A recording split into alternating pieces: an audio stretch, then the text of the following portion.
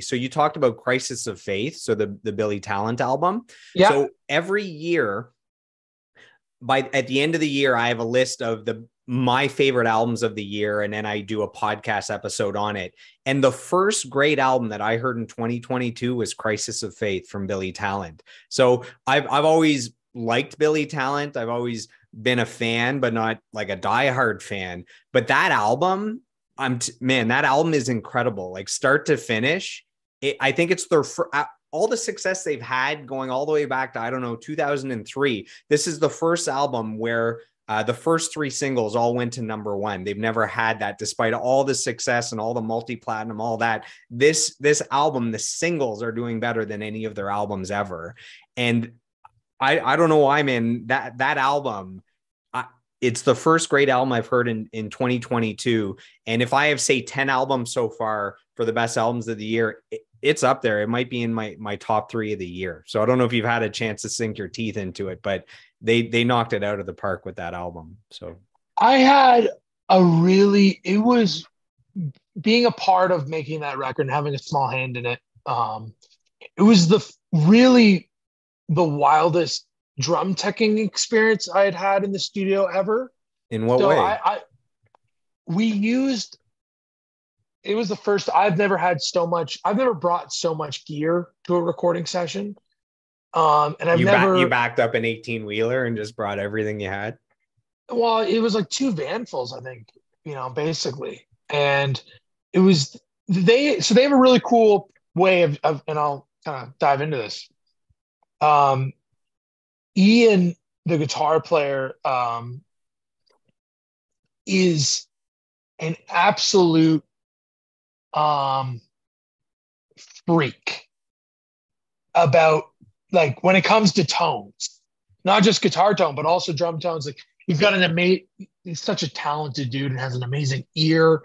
And it was my first, I've been a part of many, many records, and it is by far the one that stands out for me, where the people involved in making it, so Ian, Eric Ratz, who I've worked on plenty of records at this point with, Kenny Luong, and then of course Beard, the drummer.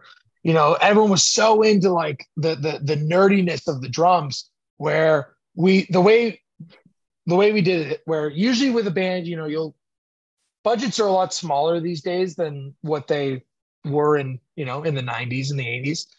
So you typically, you record drums. If it's a kind of a bigger act, for a whole record, you would record drums kind of in maybe 3 to 5 days. Well, the way these cats do it is they do just drums, 1 drum track a day. So every day I would show up and it'd be like, okay, like, here's the song we're doing today.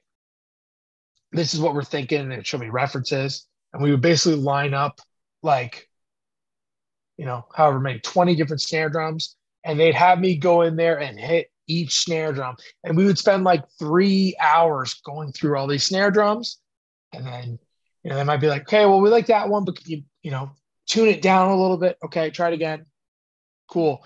And then from there, we'd move on to cymbals and so on and so forth, spend basically all these, 6 hours trying to figure out the drum tone for the song.